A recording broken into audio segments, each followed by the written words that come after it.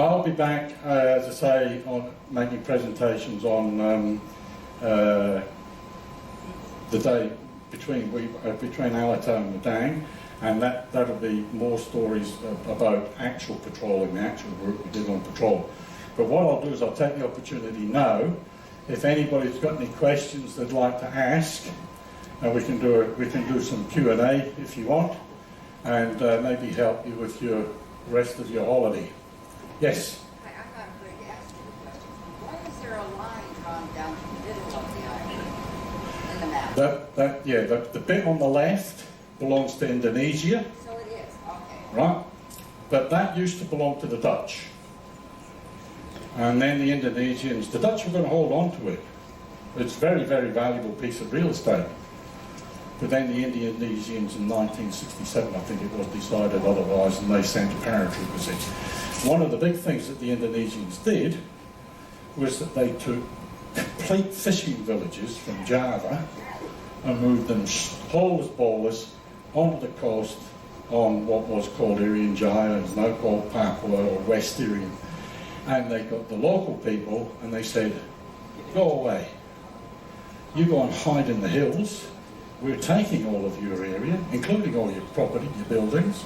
I'm going to bring this Indonesian village, stick it in there, and they're going to fish. You guys clear off. Consequently, they're not too happy about it in Papua. Papuan freedom fighters are doing a little bit of a job, but it's a bit difficult when you've got a 21st century equipped military and a whole bunch of guys with bows and arrows. It's just not right. But anyway. Yes? Oh. Two patrol officers that were killed in Telephone in 55. Yep. They're buried in the mountain in Wewak. One is buried in Wewak. Just the one? I thought they were both here. No, that was about the only good thing Australia did. They helped the family to get the other body back to Australia, and then they sent them the bill.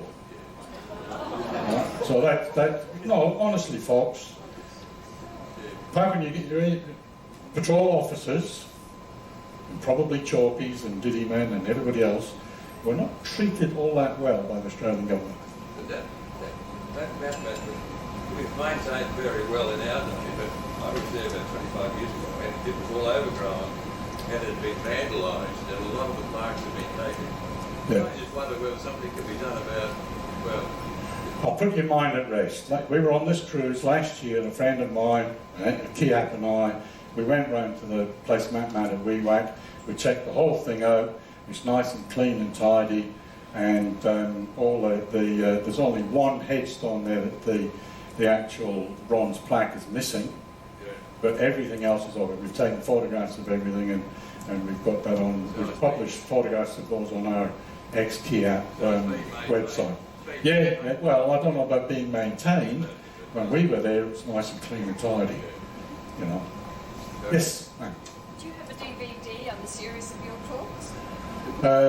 No, if I did, I'd have to pay P&O 25%. No, not yet, but you can Google my name on YouTube, and you might find some things there that are to do with Papua New Guinea. You also might find things that are to do with Grand Highland charity balls and other strange things. So I'm quite into the tartans and the bagpipes. Yes, sir. The which? Oh, cannibalism. Oh, you're going to have to wait. You have to come along to my presentation on cannibalism. On when we leave conflict islands, the day after we leave conflict islands, I make a presentation on customs, cults, and cannibalism. And I'm talking to the maitre d' to see if we can get some finger food served. So.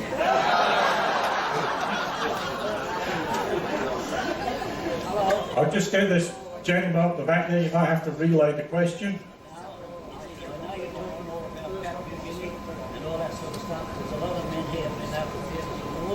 At the moment, they sleep on the floor. They sleep on the floor on the cruise. They go to the septic tank in Japan. I got smuggled to death. I had the guys chase me. I had soldiers looking after me. And you live it. My poor wife can't come with me. I'm lonely. and I walked the decks every night. And this is since 1944 when I joined up.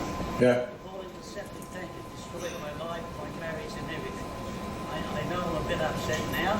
I can see my wife now, she's developed this, whatever they call it, bloody thing. And there's a lot, there's been other servicemen here, this man here, that tells the thing. I joined up in 44 and I tell the story. Yeah. You'll see me walk around the house, right?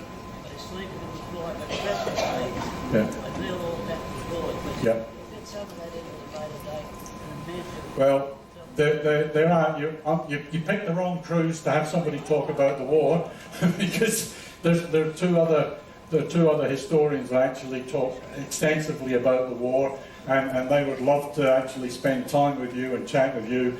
And there's actually one of them is doing an oral history of the Second War in Papua New Guinea, and catch hold of me somewhere around the ship, and I'll give you the guy's details. And you can make contact with him in Canberra, and I'm sure he'd be delighted to have a talk with you. Well, I'm 92 coming up, and I'm still prospecting, I'm still running around, but I miss my lovely life. Yeah, good on you, and thanks for your service, fellas. Thank you very much indeed. When we were on the last cruise, yeah, I think, no, it was on the Golden Princess. We had a gentleman come up to us, and he was actually the last coast watcher still alive. He was 95, and he made a presentation on his work as a coast watcher. And you know, as I said, you know, we walked through places in Papua New Guinea that were a lot tougher than walking up the Kokoda Trail or Shaggy Ridge or any of these places. The terrain that we walked through was horrendous.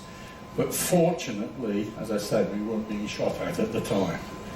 You know, my hat goes off to those guys that had to struggle through all that crap when they were there. But let's say we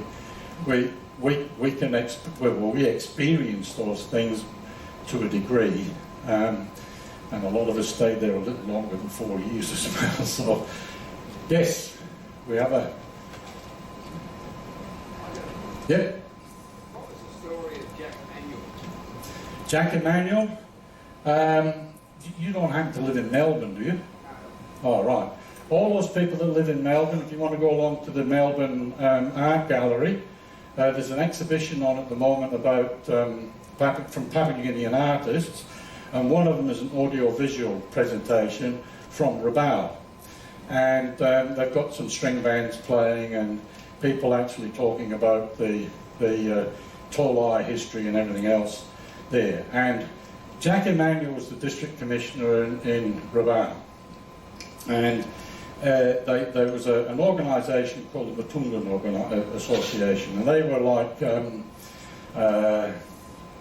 I don't know, they were an independence type group. They were talking about land rights and things like that in that area there. And what happened was that they had a bit of a demonstration about the land rights, and one little group were there, and Jack didn't necessarily do the right thing. I mean, he was loved by the people, and he willingly went down this track with this group of guys, and one of them just got a bit hot under the collar and pulled out an old World War II bayonet and stabbed him to death. But I suppose that would call a rush of blood to the head of that particular person. 99.999% of Papua New Guineans wouldn't have touched Jack Emanuel, but just this one guy got a bit upset. Mine, that next door neighbour, the seventh. Yeah. He was working in the maybe told him that he was Oh, well, yeah, maybe he wasn't paying his houseboy enough. Yeah.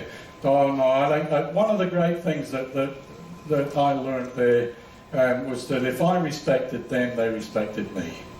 And when you come and hear the story about customs, cults and cannibalism and a few other bits and pieces, you get an appreciation of what was like back then and the sorts of things that we did and how we managed to get through very awkward situations and were able to bring peace and quiet to the area and when we asked for things to be done, they were done. We didn't order people to do things. We didn't chase people around with sticks, not like you see in South Africa, beat people, or even in India, whipping people.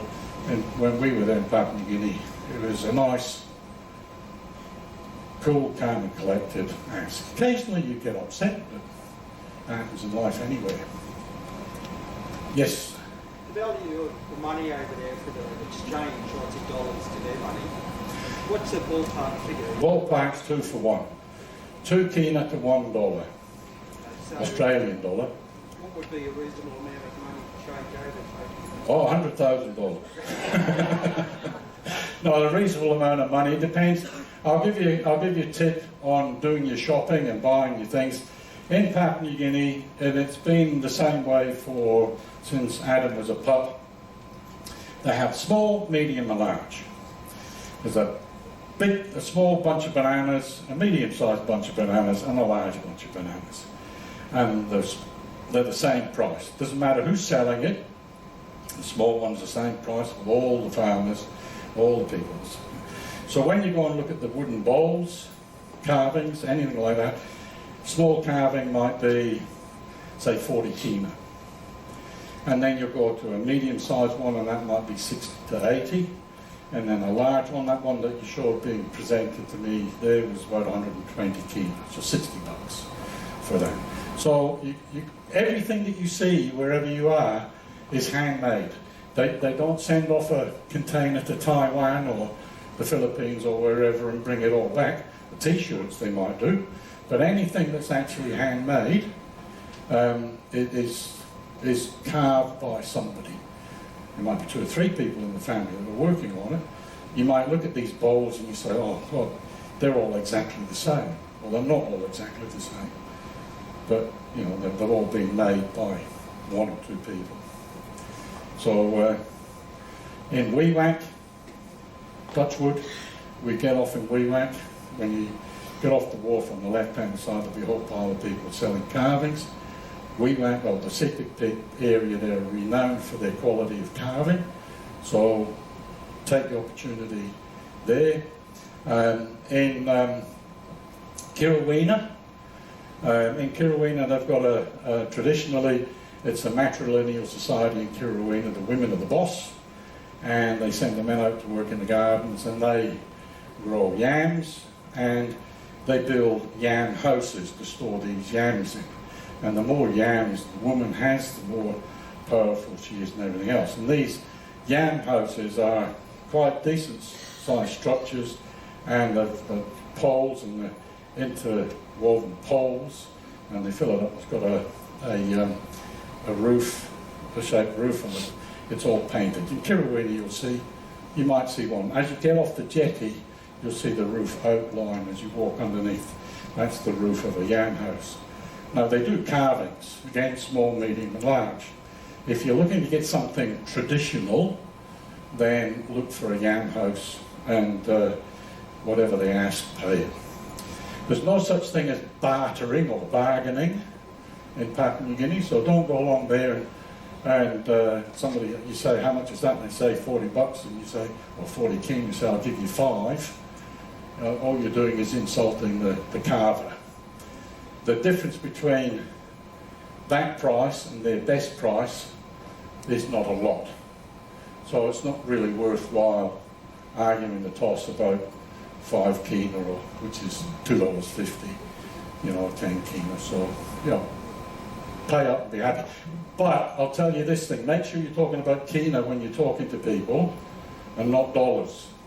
I saw a guy there and he said a kundu drum, nice, really lovely kundu drum, one that you beat the end in, and actually you can take that back to Australia, not a problem, because the skins that they use either lizard or fish skins, and they're usually dried and you can get them through. But he said to this guy said to the young bloke, said, how much is that? He said, 250. And he turned around and looked at his dad and said, do you want to spend that sort of money? God, you know. So there they are, they $250. And the boy that had the drum, he just stood there stone-faced, totally emotionless. got the money, bloke walked away, turned around to his dad, who actually made the drum, and went, "Yay!" So, yes. Yeah, just a question, you mentioned it a little bit of it there. Is there any issues with any quarantine or anything like that with things that When you're looking at carvings, just be cautious. Two things with carvings. Try and not get anything that's got any, other than the skin on the drum, any animal material that could quite possibly have viable flesh on it, and or seeds, and also look for borer holes. If you see anything with a borer hole in it, there's plenty to choose from. Just hand it back, say no thank you, and move on and try and find something else. If you look at things on the islands, they're very, very good. They actually have true ebony on these islands, and they make walking sticks or just a carved stick, very, very ornate carvings. And when you look at these jet black sticks, feel the weight of it. If it's heavy, it's ebony. If you feel the weight and it's not that heavy, have a good sniff, and it will probably smell like nugget or kiwi or one of the other varieties of boot polish that will actually give it a good hard shine and clean with. But even so, the craftsmanship in these things is quite amazing. But just check for holes. Now, if you actually see a little dent, if you're looking at a ball, for example, and there's a little dent, just get your fingernail and just rub the dent, because that dent may be a hole that's been filled in with sawdust. So just be cautious. When you come back to Australia, declare it, and the guys will just look at it, no bore holes, away you go, no problem. If you're looking at necklaces and things, shell necklaces, not a problem. But if it's shell, seed, shell, seed, shell, seed, shell, seed, that's the last you'll see of it when you get to Australia. The quarantine will just take that away straight away. On the subject of shells, please, please, please don't buy any Triton's trumpet shells. You buy any of the other ones, Trocus and all the other bits and pieces, but the Triton's trumpet is the only enemy of the crown of thorn starfish. And that's one of the reasons our barrier reef is stuffed, is because shell collectors and fishermen have gone around and they've fished out all of the Triton's trumpets on the Great Barrier Reef, and we don't want that to happen in their reefs. The Triton's trumpet is the curly one that you see them blowing. Just say no thank you. The more people that say no, the less they will fish, and they'll leave them on their reef to protect their reef. And if you want to give them a lecture on protecting their reef, say, you shouldn't have actually taken that, you should leave that. Anyway, tell them off for fishing. Yes, sir? What's the chance of picking up tropical disease? Oh, they've got this great big sign at the port in Alatoa. Don't bring AIDS or HIV here. They've got HIV and AIDS in Papua New Guinea. The chances of getting malaria are very, very, very remote, mainly because we're going to be arriving after dawn and we're going to be leaving before dusk. You will have been told by the excursion people or other people who have seen notices on your bed about the Zika virus, and I'm sure you're not going to get pregnant in the next few months, are you? So I have not heard of a case of the Zika virus in Papua New Guinea yet.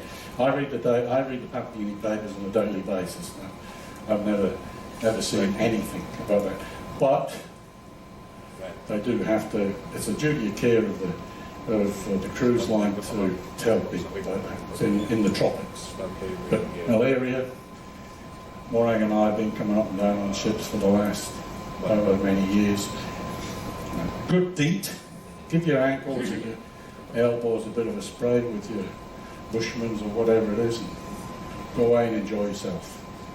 Don't lather yourself with links. You're not going to stroll off the ship and attract all these good-looking women with your links on. You might attract a few blowflies mosquitoes because they like the smell. So just don't worry about putting too much eau de cologne on. I mean, if you don't put any eau de cologne on, you'll mix it with the locals, so it's no problem.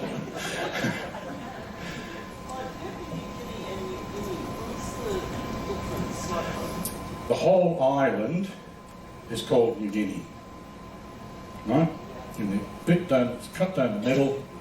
The left-hand side is Papua, is now called Papua, and the right-hand side is Papua New Guinea. New Guinea was the top bit, Papua was the bottom bit, and then it joined together to become Papua New Guinea. You didn't come yesterday.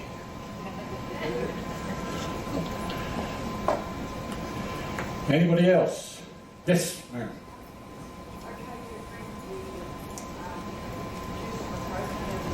Yeah, coconut juice is absolutely no problem. In fact, a freshly opened coconut, a fresh coconut, they actually use the liquid in fresh coconut instead of saline. If they've run out of saline for intravenous drips and the like, they want to keep people alive, they actually use the coconut water is as pure as the driven snow, so there's no problem there. But make sure that if you're going to get a coconut, don't get one that's already open. Just get them to cut the top off and make sure that you're the first person to drink that. Unlike India and Sri Lanka and Cambodia and Vietnam, they don't collect the water bottles that you've used, fill it up with any old water and a bit of super glue and put the tap back on and sell it to you. So whatever you get in Papua New Guinea, you'll find it's new, fresh, I think.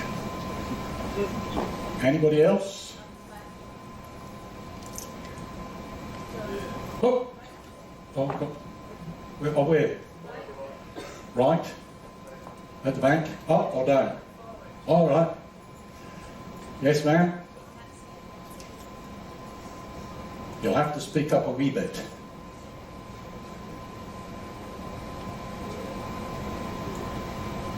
Toilets, is it the question? Local words? Oh, the local words in our town, not a problem, just speak English. I'm sorry, I can't hear you.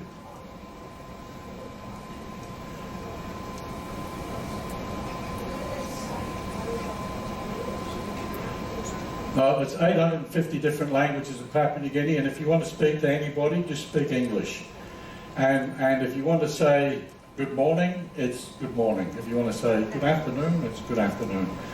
And you're spending most of your time in well, no, you're not actually. In this particular cruise, you're doing half Papua and half New Guinea. Papuans very rarely spoke Pidgin English. They used to speak Motu, police Motu, and then in New Guinea they speak Pidgin English. But you'll have no trouble. I can barely hear the question, so I hope I've answered what you've asked. Unless somebody wants to interpret that lady's question for me. Excuse me, so the coconut juice you buy in our supermarkets, where's that mainly come from? What country? Probably the Philippines. The coconut. The Philippines probably produce the world's most coconut juice. They produce a lot of copra as well. I've tried quite a few of them. There's a great difference in the taste at times. Yeah. Oh no, they probably have to. The coconut juices that they sell in the shops are probably not natural in as much as they've had to be processed in some way, else the Australian government wouldn't have let them in as an import. Anybody? Yes, sir. Could you tell me when they switched to decimal currency?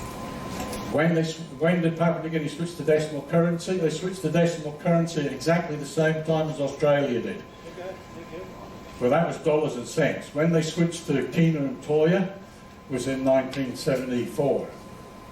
That's the new one. So, and by the way, if you buy something and you get given paper notes in exchange, not the polymer notes that we get. If you get given paper notes, don't accept them because paper notes are not legal tender. All the notes in Papua New Guinea are polymer notes, the same as our notes. So only accept polymer notes, and also try and not accept any 100 kina notes from anybody, because there's a few forgeries going around. Just be careful.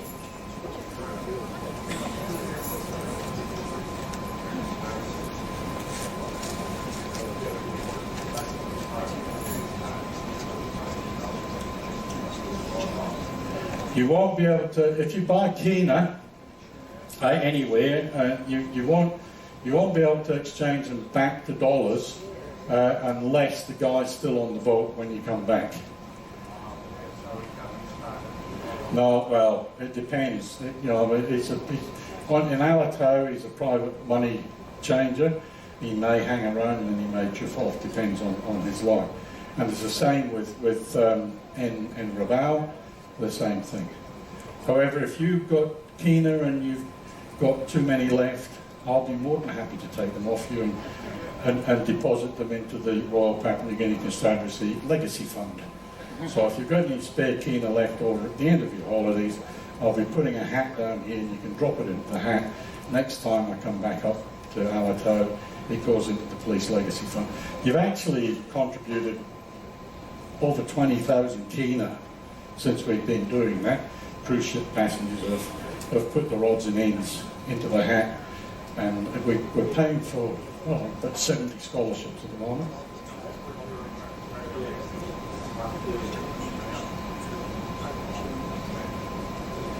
It depends what you want. How much money should you take off? It depends how much money you want to spend. What I suggest you do is have a budget and say, okay, our budget for buying stuff is $200. You get 400 kina and off you go, and you'll find stuff to buy. And if you see something really, really nice, and you buy that, and if you run out of kina, don't worry about it. Don't bother about buying any more. Just spend your money. They can do with the foreign exchange. How long is a piece of string? At last cruise that we were on, there was a guy, an American guy who lives in Cairns. Well, sorry, he's in Australia now, but he lives in Cairns. He's got a restaurant and a B&B and everything else there in Cairns. And he wanted to redecorate his whole chalet and everything that he had there. And this guy was just buying stuff like it was going out of fashion, because he knows that he wouldn't be able to get it anywhere else, authentic stuff like that. And his poor son's with him. He's carrying these great big bags. And, Dad, you've got to keep buying more stuff. And yeah. And he kept changing his dollars into kina and rushing off and buying some more. Oh, I think on that one particular day on Kirawina, he would have spent over 1,000 kina on stuff to take back to decorate it. It's probably all tax deductible for him. Yeah. Oh, I say, change $100. Just always have some kina in your pocket when you go around. You might find something that you really fancy. Or if you go down to the market, the bananas in the market, the sweet bananas, little like lady finger bananas, they are brilliant, absolutely beautiful. Yeah, I've got a question for you. How come the copies of Guinea?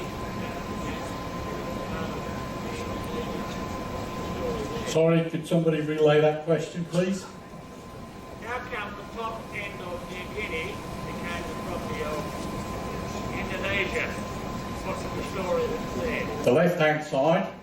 The left-hand side became the property of Indonesia when the Indonesians sent their parachute regiment in there and took it off away from the Dutch. When Indonesia became independent in 1948, there was a whole bunch of places like Timor. East Timor was Portuguese. West Timor was Dutch.